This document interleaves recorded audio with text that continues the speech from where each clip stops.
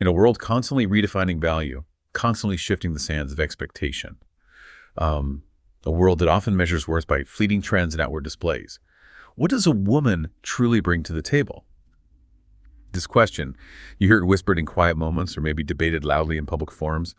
It feels absolutely central to our time, doesn't it? It echoes through every stage of life, I think, from career goals to personal relationships. And today, our deep dive isn't about chasing the latest social media trend or, adding fuel to contemporary debates. No. Our mission is far grander, much more profound. We are embarking on, well, let's call it a cinematic journey, a story-driven exploration designed to uncover an ancient, timeless answer, a really vibrant portrait of worth that transcends millennia and whispers directly to you today. Our source for this, it's a passage from antiquity, a revered scroll from the book of Proverbs, chapter 31, verses 10 through 31. It's a text often admired, sometimes maybe misunderstood, but always rich with profound, actionable insight. And this journey is so crucial because, as you said, this question of a woman's unique contributions, it isn't new at all. I mean, from the earliest human civilizations, cultures across the globe have wrestled with this very concept. They've been seeking to articulate the essence of feminine strength, wisdom, and impact.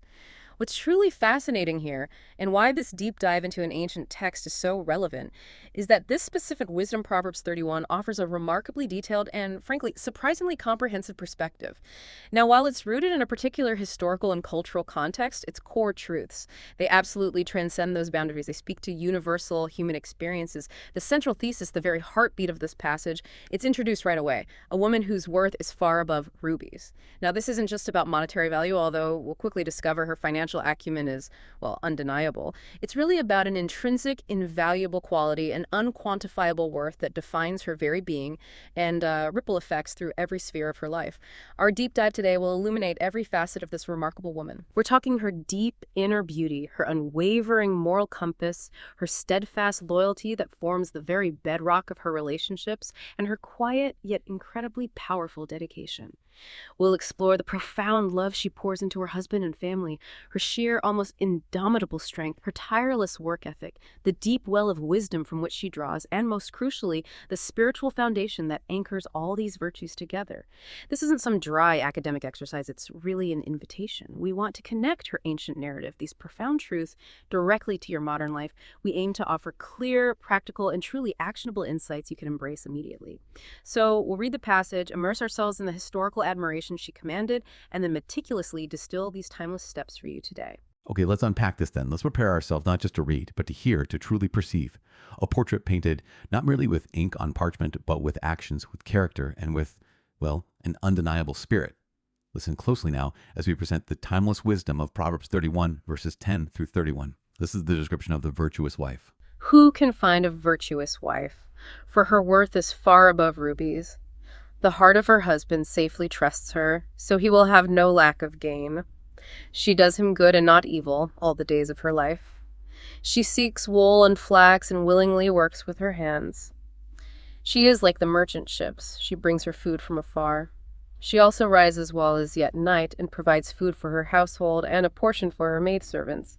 She considers a field and buys it. From her profit she plants a vineyard. She girds herself with strength and strengthens her arms. She perceives that her merchandise is good, and her lamp does not go out by night. She stretches out her hands to the distaff, and her hand holds the spindle. She extends her hand to the poor, yes, she reaches out her hands to the needy. She is not afraid of snow for her household, for all her household is clothed with scarlet. She makes tapestry for herself. Her clothing is fine linen and purple. Her husband is known in the gates when he sits among the elders of the land. 24. She makes linen garments and sells them, and supplies sashes for the merchants. Strength and honor are her clothing. She shall rejoice in time to come. She opens her mouth with wisdom, and on her tongue is the law of kindness. She watches over the ways of her household and does not eat the bread of idleness. Her children rise up and call her blessed, her husband also, and he praises her. Many daughters have done well, but you excel them all. Charm is deceitful and beauty is passing, but a woman who fears the Lord, she shall be praised. Give her of the fruit of her hands, and let her own works praise her in the gates. Wow. Okay, here's where it gets really interesting, I think. We've just heard something truly monumental. This wasn't just, a list of admirable qualities. It felt like a comprehensive blueprint for a life of profound impact, a life that was clearly deeply admired and revered in her time. Can you imagine the societal context? In ancient Israel, a woman embodying these traits. She was an absolute pillar of her community. She wasn't just sitting back, she was a vibrant, active force, driving prosperity and stability not just for her immediate family, but for her entire household, maybe even her wider village. Think about it. Her husband's reputation was enhanced in the gates, verse 23 says. Those were the public squares, right? The centers of commerce and justice where elders made decisions, where reputations were really forged. He was respected because of her. The awe, the respect she commanded. It wasn't just for her character. It was for the tangible benefits, the deep security of the thriving environment she painstakingly cultivated for everyone around her. She was, in every meaningful sense, a force multiplier, a woman whose actions created this ripple effect of well-being. But now, here's the central question, the one that brings this ancient narrative right into our present moment, a question for you listening. How do these ancient words, this revered ideal, forged in such a vastly different era, how do they still resonate with you today? How do these timeless values, diligence, integrity, proactive care, strategic planning, that deep wisdom, how do they fit into our modern lives, our modern aspirations, our, frankly, modern challenges? Can this vivid portrait, dated thousands of years ago, still illuminate the path for women seeking to build lives of deep meaning and enduring purpose today? And the answer, I believe unequivocally, is yes. Absolutely yes.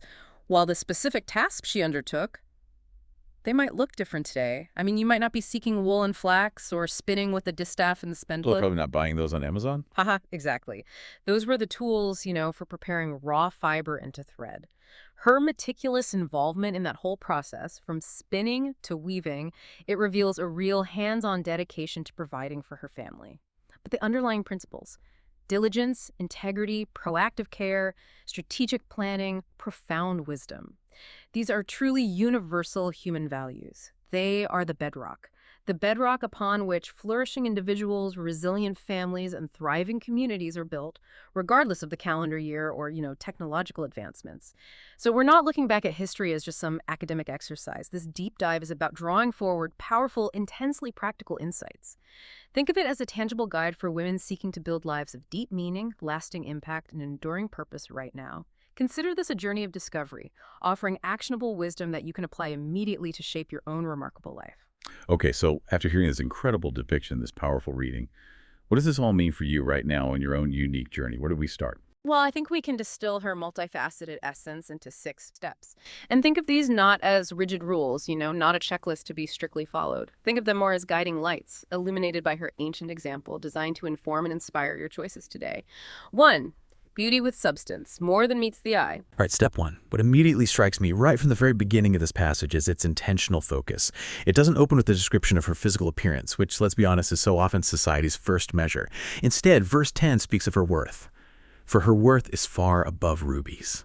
That's just such a powerful statement of intrinsic value right there. And later, verse 30, it directly addresses the fleeting nature of external charm and beauty, declaring charm is deceitful and beauty is passing.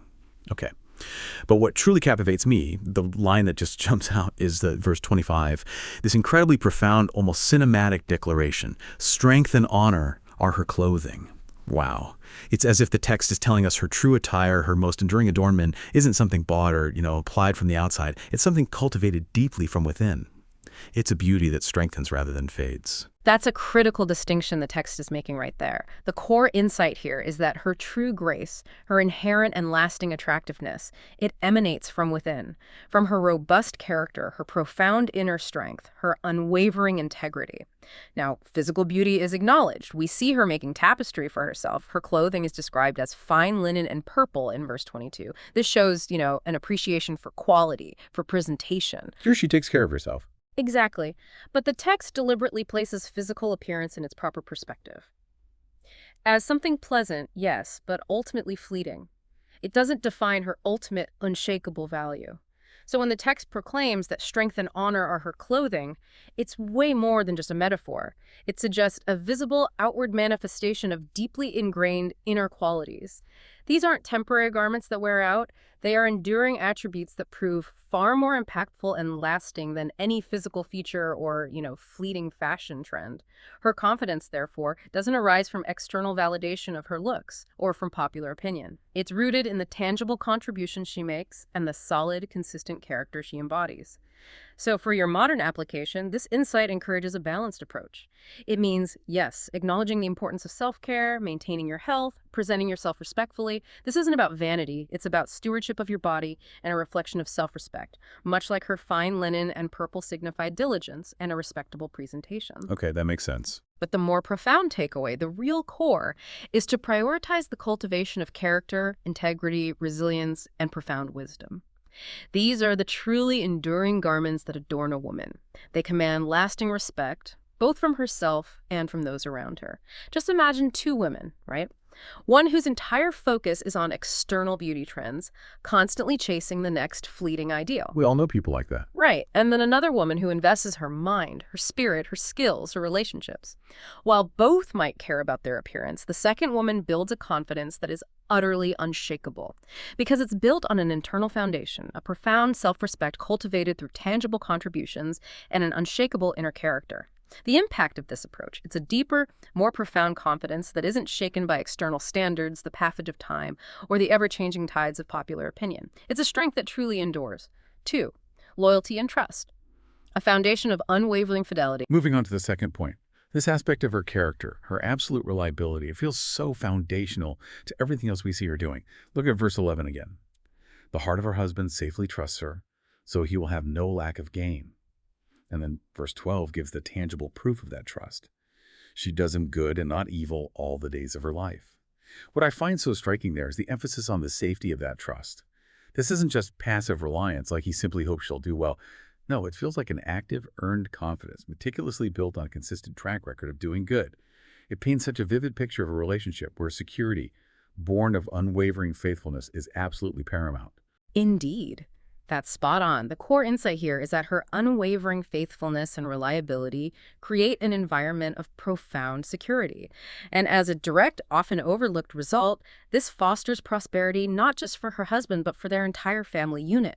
Her commitment is depicted as absolute and unwavering, a constant benevolent force within their partnership. When the text says the heart of her husband safely trusts her, it's describing a trust that is neither fragile nor, contingent on circumstances. It's a trust built on consistent, demonstrable actions, built on transparency in her dealings, and on a steadfast commitment to his well-being. This isn't just about avoiding harm, it's about actively and intentionally pursuing his good in all her endeavors. Actively pursuing good. I like that framing. And that phrase, so he will have no lack of gain, it points to both the tangible and the intangible benefits of such a loyal partnership. It encompasses peace of mind, shared resources, unified vision, the collective strength that comes from knowing you have an absolute dependable ally. She does him good and not evil, just underscores her benevolent intentions and actions, always aiming for constructive, supportive outcomes. It reinforces that every action is aimed at uplifting the partnership. So, for your modern application, this translates into valuing loyalty and honesty, not just in theory, but as active principles in all your relationships, especially primary partnerships, marriage, family, even key professional ones. Cultivate a reputation for absolute trustworthiness. How?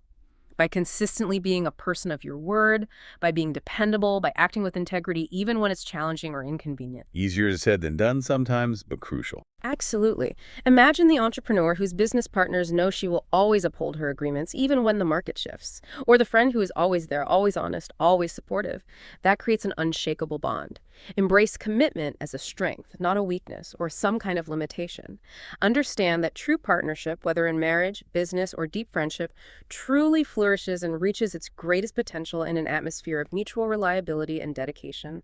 The profound impact of building this kind of deep trust, it fosters extraordinary intimacy, unwavering mutual respect, and a truly robust foundation for any shared endeavor. It allows both individuals to thrive securely, knowing they stand on solid ground, ready to face any challenge together. 3. Hard work and resourcefulness, the architect of her own sphere. Okay, the third step. As I read through this passage again, I just can't help but notice the sheer volume of action verbs. It's simply incredible. Verses 13, 14, 15, 16, 17, 18, 19, 24, 27. She seeks, she works, she brings, she rises, she provides, she considers, she buys, she plants, she girds, she strengthens, she perceives, she stretches out, she holds, she makes, she sells, she supplies, she watches. And this is key. She does not eat the bread of idleness. This woman is anything but passive. She is an absolute force of nature, a dynamo of productivity. And that line, she's like the merchant ships in verse 14. What a potent analogy. It paints this picture of someone who isn't just waiting for things to come to her. No, she's actively, strategically going out to procure the best for her household, even from distant shores. It speaks volumes about foresight and proactive provision. That analogy of the merchant ships is, as you say, incredibly apt. It perfectly captures the essence of her proactive and strategic provision. The core insight here is that this woman is far more than just a diligent homemaker. She is an industrious manager, an astute businesswoman, and a relentless provider who consistently seeks and seizes opportunity. Her hands are never idle, and her mind is always engaged, always looking for ways to improve, to create, and to provide. She sounds exhausting, but in the best possible way. Haha. Well, perhaps inspiringly energetic. Let's delve deeper into this incredible tapestry of action she weaves. She's a diligent, hands-on worker, right? Actively engaged with wool and flax in verse 13. Her lamp does not go out by night, verse 18 says. That vividly signifies her late nights, her tireless dedication, ensuring her products meet her high standards. She maintains constant, vigilant oversight over her household, verse 27, making sure everything is in order, running smoothly. This is a woman who isn't afraid of manual labor. She embraces it as a means to achieve her goals. And as a strategic provider, she is indeed like the merchant ships. She actively seeks out the best resources, even if it requires sourcing goods or opportunities from afar. She plans ahead, always ensuring ample provision, always prepared. And she's also an astoundingly astute investor. Look at verse 16. She considers a field and buys it. From her profits, she plants a vineyard. This demonstrates remarkable business acumen. Right. She's not just spending, she's investing. Precisely. A keen eye for opportunity, a willingness to take calculated risks, and a long-term strategic mindset, turning profit into productive, lasting investment. Furthermore, she embodies this powerful entrepreneurial spirit. Verse 24 tells us she makes linen garments and sells them and supplies sashes for the merchants. She's a creator, a producer, a marketer, generating income, contributing significantly, often uniquely, to the household's economy. And underpinning all of this is her sheer strength and boundless energy. Verse 17 describes how she girds herself strength and strengthens her arms, a vivid picture of intentional physical and mental preparation, gathering all her energy for sustained, vigorous effort. It's a testament to her purposeful resolve. So for your modern application, this principle encourages you to identify and diligently develop your unique talents and skills. Don't be afraid to put your hands to work, whether that's in traditional crafts, a demanding professional career, entrepreneurial ventures, or profound creative pursuits. It also means managing your resources with intentionality and wisdom, being strategic about your finances, making thoughtful, well-researched investments, and effectively managing your most precious, non-renewable resource, your time. Plan for the future, make strategic choices that benefit your household, pursue your long-term goals with conviction, and crucially, embrace diligence. Actively avoid idleness, as verse 27 powerfully states. Cultivate a strong work ethic, always seeking to improve, to learn, to contribute. Your productivity, your active engagement in meaningful work is a profound source of honor, independence, and tangible impact. Think about a woman today running a nonprofit or building a tech startup or managing a bustling home or mastering a complex craft. She brings that same spirit of inquiry, diligence, and strategic action.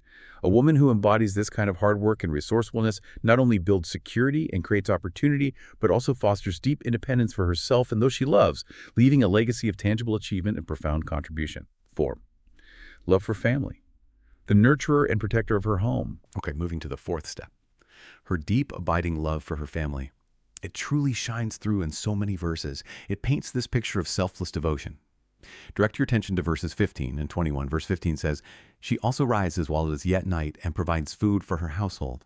This isn't just cooking, right? It's about anticipating needs before they even arise. And then verse 21. She is not afraid of snow for her household, for all her household is clothed with scarlet. These aren't just actions. They feel like profound acts of sacrificial love, foresight, and meticulous care. And then the ultimate affirmation, that beautiful crescendo of family praise in verse 28. Her children rise up and call her blessed, her husband also, and he praises her. I mean, that's the ultimate reward, isn't it? For all that tireless devotion, that constant giving. Absolutely. That verse is incredibly moving. The core insight here is that her deep, abiding love for her family isn't merely a sentiment. It's expressed through a relentless pattern of proactive care, diligent provision, and the meticulous cultivation of a nurturing, protective environment. Her every action ensures their well-being, their comfort, and indeed their honor. Her love is action-oriented, deeply sacrificial, and unfailingly consistent. Let's delve into this profound expression of love a bit more. Rises while it is yet night in verse 15. That's such a powerful testament to her proactive caretaking. It vividly illustrates sacrificial love and foresight, meeting the needs of her family before they even arise, often before anyone else is even awake. She ensures her household is fed, not just adequately, but well thoughtfully provided for, planning meals, preparing resources. She's always one step ahead. Seems like it. And her role as a protector and provider is powerfully highlighted in verse 21. She is not afraid of snow for her household, for all her household is clothed with scarlet. This isn't just about keeping them physically warm. It signifies that she has meticulously prepared for challenges, anticipating difficult seasons, ensuring her family isn't merely surviving the harshness of winter, but thriving in warmth and comfort. And the scarlet clothing. It meant more than just color back then. Scarlet dye was a luxury. It indicates that her foresight and diligence provided her family with not just warmth and comfort, but actually a notable degree of status and protection from the elements. Wow, I didn't realize the significance of scarlet. Yes, it adds another layer.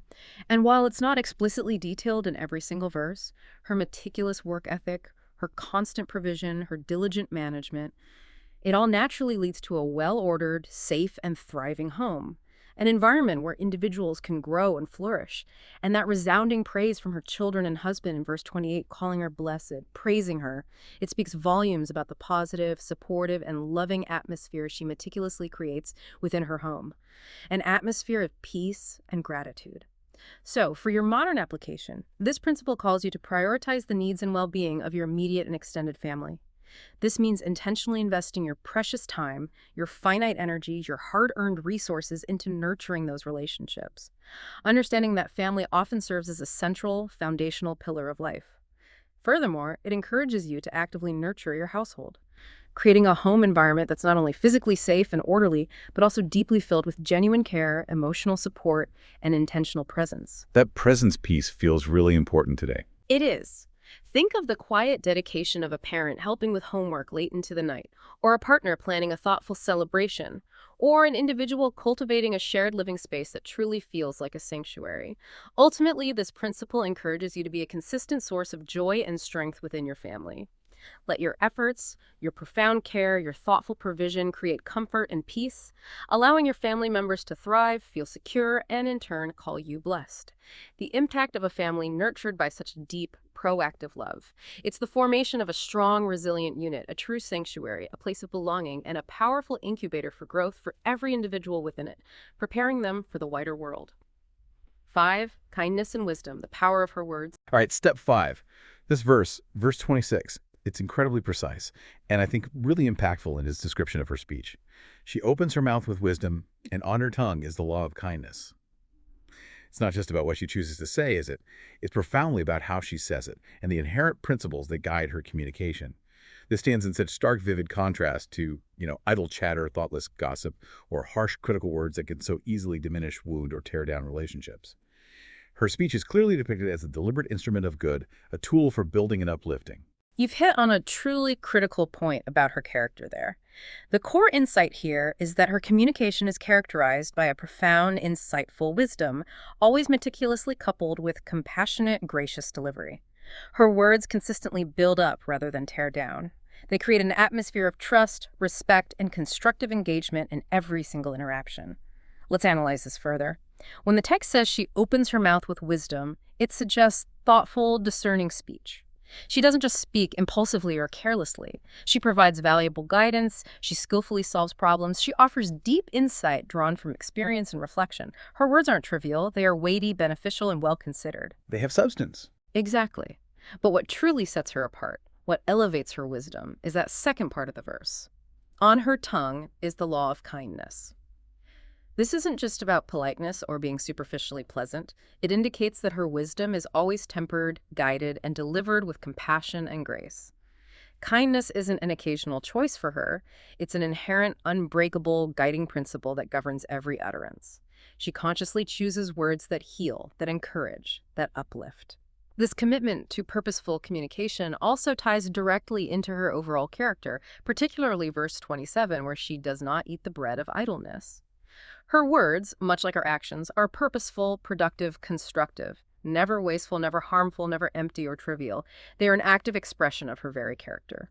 So for your modern application, this means being highly intentional and self-aware about the words you choose to speak. Let your speech be consistently gracious and considerate, even when you're delivering difficult truths, offering constructive criticism, or navigating challenging conversations. That requires pausing, thinking before speaking. Absolutely. A pause, a moment of reflection. It also encourages you to guide with wisdom. Actively cultivate discernment and seek understanding through continuous learning, thoughtful reflection, drawing from your experiences. Offer advice and insights that are well considered, genuinely beneficial, grounded in thoughtful reflection, and perhaps most powerfully, it calls you to actively resist idleness in speech. Actively avoid gossip, unnecessary negativity, complaining, or trivial chatter that serves no constructive purpose and often, frankly, leads to division. Instead, let your words build. Let them encourage, let them inform, let them inspire. Imagine the impact of a woman in a leadership role, known not just for her keen insights, but for the compassionate way she empowers her team. Or a friend whose advice is sought because it's always both wise and kind. The profound impact of speaking with such kindness and wisdom is the creation of an atmosphere of respect, trust, and deep understanding in all your interactions. It profoundly shapes your relationships and amplifies your positive influence in the world, leaving a lasting mark of grace. 6. Strength through God, her unshakable foundation. And this brings us to the final step, step 6. This is truly the crescendo of the entire passage, isn't it? Verse 30 just encapsulates so much of what we've been discussing, building to this powerful ultimate conclusion. Charm is deceitful and beauty is passing, but a woman who fears the Lord, she shall be praised.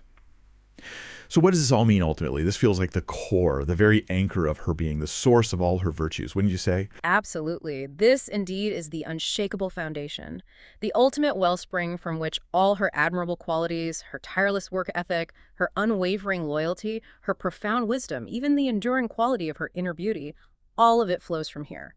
The core insight is that every single virtue we've explored is rooted in and flows directly from her deep reverence for God.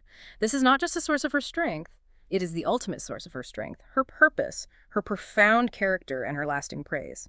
Let's truly unpack the analysis of this pivotal verse because its depth is just immense. Verse 30 isn't dismissing charm or beauty as inherently bad or irrelevant. Not at all. Rather, it's putting them in their proper, finite place within the grand scheme of life. They are fleeting, transient qualities. They can easily fade with time or be used for superficial purposes. In stark contrast, the fear of the Lord is presented as eternal, foundational, unshakable. It's the ultimate standard against which all other qualities are measured. And fear here doesn't mean being scared, right? Exactly. That's a crucial clarification. Here, fear of the Lord doesn't imply terror or dread. Instead, it signifies a profound respect, a deep awe, and a willing, joyful obedience to divine principles. It acts as an internal compass that guides her every decision, shaping her character from the inside out, providing a moral and ethical framework for her entire life. This deep spiritual connection, this reverence for a higher power, is precisely why her praise is so enduring. Her praise doesn't come from external validation of her looks or her material possessions, things which are temporary and vulnerable. Her true praise stems from her God-centered life, a life lived in alignment with profound truth and divine purpose. This is a praise that is lasting and true, echoing not just within her immediate household, but, as verse 31 implies, in the gates of her community. In the public square, where it counts long term. Exactly. Those public squares where decisions are made, justice is administered, and reputations are established for generations. So, for your modern application, this calls you to cultivate a deep daily relationship with God. Prioritize your spiritual life. Allow your faith to be the unwavering anchor of your identity. Let it be the guiding force behind your decisions, giving ultimate purpose, meaning, and direction to all your actions. Understand that true strength, genuine wisdom, profound kindness, and resilient character are often the direct fruits of a life lived in alignment with divine principles. It's about letting that reverence shape and refine your character from its deepest core, building an inner resilience that external circumstances simply cannot shake. Imagine the inner peace and steadfastness that comes from knowing your ultimate purpose is aligned with something greater than yourself. The impact of this spiritual foundation is immense. It provides unparalleled resilience in the face of adversity, an unwavering sense of purpose that transcends daily tasks and fleeting trends, and an inner peace that enables her to navigate life's inevitable challenges, its joys and its sorrows, with grace, dignity, and a profound, unshakable strength. It ensures that her praise is not only lasting, but eternally significant. Let the weight of this profound truth settle deep within you. Let it resonate with every fiber of your being. Charm is deceitful and beauty is passing, but a woman who fears the Lord, she shall be praised. This single verse and its elegant brevity and absolute clarity, it just encapsulates and summarizes our entire deep dive today. It draws a clear, unmistakable distinction between superficial, transient value, what the world so often chases, and deep, enduring, intrinsic worth. It's a powerful challenge, isn't it? Forcing each of us to honestly examine where we place our own value and from whom or what we truly seek our praise. Is it from the fleeting approval of the world, or is it from the lasting commendation that comes from a life of profound substance, shaped by timeless principles? And this brings us right back full circle to our initial, almost whispered question. What does a woman truly bring to the table? The answer, as so vividly and beautifully revealed here in Proverbs 31, is not just a list of accomplishments, though those are many and incredibly impactful. It's a character forged in purpose and devotion, a life lived with intentionality, profound impact, a life that radiates worth from the inside out. This isn't about being perfect in every single moment. Let's be clear on that. It's about courageously pursuing a life of profound substance, a life that truly gives, that truly builds, and that truly lasts, leaving an indelible mark on those around her and on the world. Closing call to action. As we conclude this deep dive, consider this. What might your own fruit of your hands, the tangible and intangible results of your character, your work, your spirit, what might they reveal in the gaze of your life? We challenge you to look at Proverbs 31 not as some unattainable ancient standard or a relic of a bygone era, or frankly an overwhelming expectation. Instead, try to see it as a timeless living calling for you, for modern women who aspire to bring something enduring, something invaluable, something truly praised to the world and to their own lives, shaping their destiny with purpose. Take a moment, maybe even a quiet moment today or tomorrow, just to reflect. Which of these 6 steps resonates most deeply with you right now in your current season of life? Perhaps it's cultivating that inner strength we talked about. Or maybe building unshakable trust in a key relationship. Or embracing a new layer of resourcefulness in your work. Or perhaps deepening that spiritual anchor. Understand that the journey of embodying these virtues is ongoing. It's a continuous process of growth, refinement, and intentional living. It is a journey that is deeply, profoundly rewarding, unfolding unique possibilities for your life. We really invite you to further your personal exploration and actively apply these timeless principles, allowing them to shape your unique path to a life of immense, enduring worth.